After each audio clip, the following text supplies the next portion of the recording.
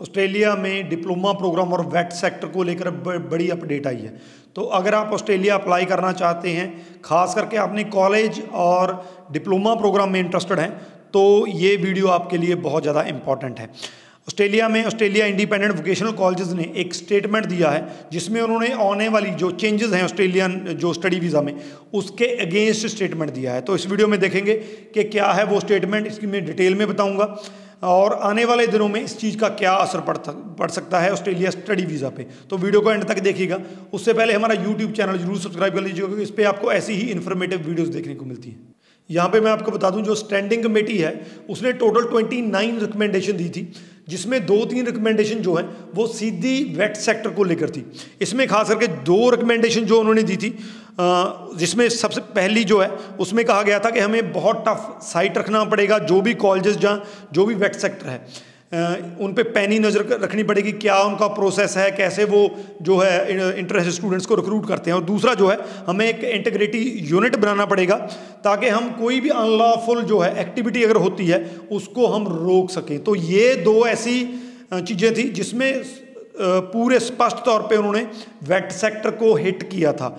अब इसके अगेंस्ट जो उनकी वोकेशनल कॉलेजेस की एक एसोसिएशन है, उनके जो हेड हैं ट्रॉय विलियम्स, तो उन्होंने कहा है कि ये जो बेसिकली रिकमेंडेशन की गई हैं, ये रिकमेंडेशन बिल्कुल जो है वो अनजस्टिफाई हैं, क्योंकि इसमें एक सिर्फ ये वेट सेक्टर को ही जो हिट नहीं करेंगी बल्कि जो इसमें एडमिशन लेने वाले स्टूडेंट्स हैं उनको भी हिट करेंगी। उन्होंने एग्जांपल भी दिया कि इसमें खास करके कहा गया कि बिजनेस एंड मैनेजमेंट ये जो सब्जेक्ट हैं इनको अब ऑस्ट्रेलिया जो है वो वीज़ा नहीं देगा, जहाँ इनको अब जो इंटरेस्टेड स्टूडेंट रिक्रूट नहीं कर पाएंगे। इससे सीधा असर सिर्फ वेट सेक्टर पे नहीं पड़ेगा बल्कि जो स्टूडेंट बिजनेस या मैनेजमेंट में ऑस्ट्रेलिया में एडमिशन लेना चाहते हैं तो उन पे भी असर पड़ेगा और उसका बहुत ज़्यादा एक नेगेटिव सिग्नल पूरी इंटरनेशनल कम्युनिटी, स्टूडेंट की कम्युनिटी में जाएगा। जो पहला इन्होंने ये कहा। दूसरा उन्होंने कहा है कि जो डिप्लोमा प्रोग्राम है वो एक लेजिटिमेट प्रोग्राम है, वो ऐसी कोई स्टडी नहीं है कि हमने कोई वैसी स्टडी कर ली।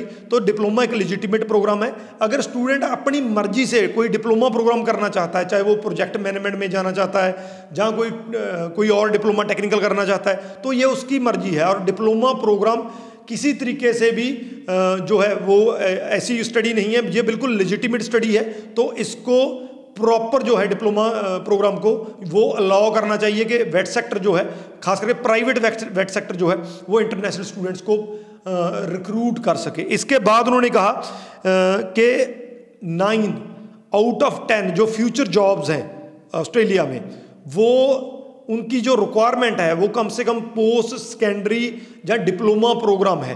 तो ये सिर्फ और सिर्फ इंटरनेशनल स्टूडेंट और वेट सेक्टर के लिए नहीं है। आने वाले दिनों में ऑस्ट्रेलिया में जितने भी स्किल्ड वर्कर चाहिए होंगे तो वो कहीं ना कहीं पे वेट सेक्टर में ही जो है ट्रेनिंग करके आते हैं।